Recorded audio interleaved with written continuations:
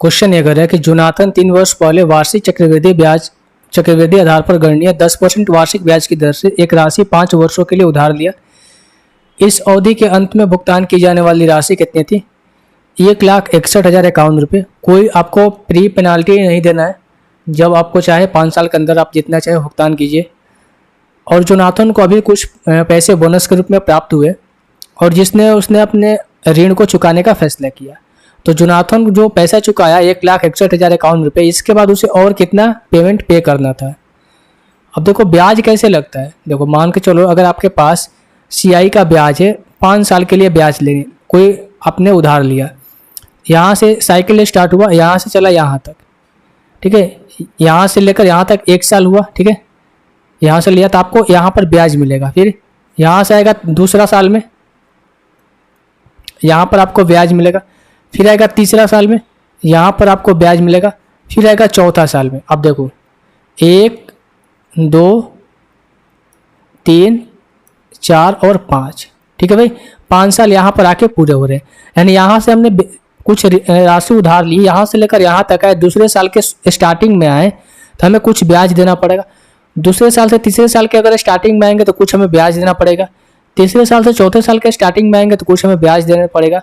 और चौथे साल से 25वें साल तक आएंगे तो यहाँ पर हमें कुछ ब्याज देना पड़ेगा। लेकिन 25वें साल के बाद धन जो है वो चुका दिया गया है, तो 25वें साल के बाद यहाँ पर ब्याज नहीं लगेगा। टोटल ब्याज कितना लगा? 1, 2, 3, 4 बार उसको ब्याज देना पड़ेगा। ये चीज़ आप हमेशा याद रखिएगा, ठीक है भाई। अगर 5 साल के लिए कहे तो आपको ब्याज कितना देना है? 4 साल तक ब्याज देना है। अगर 3 साल कहे तो ब्याज कितना करना है? 2 साल तक आपको ब्याज देना है, ठीक है भाई। आई होप ये चीज़ आपको समझ में आ रही होगी, क्योंकि उसके बाद तो उसने पैसा चुका दिया तो फिर उसको देगा कितना। अब यहाँ से देखो 3 साल में उसने भुगतान कितना किया? 1,61,051 रुपये। यानी कि अगर मैं CI की बात करूँ तो 100, अगर 10% इसका रेट है, 10% का फ्रैक्शन वैल्यू होती है 1/10, 10 रुपये पे 1 रुपये ब्याज मिल रहा है 1 साल के अंदर। तो ये अमाउंट इसका कितना होगा? 11 रुपये। ये अगर इस प्रिंसिपल है और ये आपका अमाउंट है तो 10 रुपये का कोई राशि जो है 1 साल के अंदर 11 रुपये हो रही है। अब चूंकि ये CI का केस है, 3 साल के अंदर दे रखा है ना, हम यहाँ से क्या करेंगे? क्यू करेंगे तो यह कितना आपका 1,000 हो जाएगा 1331। अब 1331 के वैल्यू क्वेश्चन के अकॉर्डिंग कितना दे रखा है इन्होंने? 161,051, ठीक है। आई थिंक ये कट जाना चाहिए।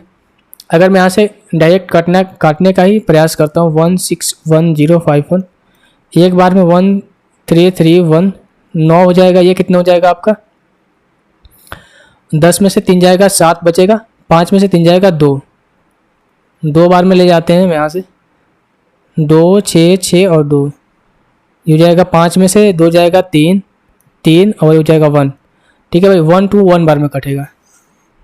कितने बार में कटेगा? 1 to 1 बार में। तो ये कटेगा कितना? 1 to 1 गुना है। तो यहाँ से जो इसकी प्रिंसिपल हो जाएगी 3 साल के अंदर, वो भी कितने होगी? 1 to 1, ये वैल्यू आया। अभी मैंने आपको बताया कि 3 बार आपने ब्याज दे दिया और आपको 1 बार ब्याज देना है भाई। और कितने बार आपको ब्याज देना है? 1 बार और ब्याज देना है।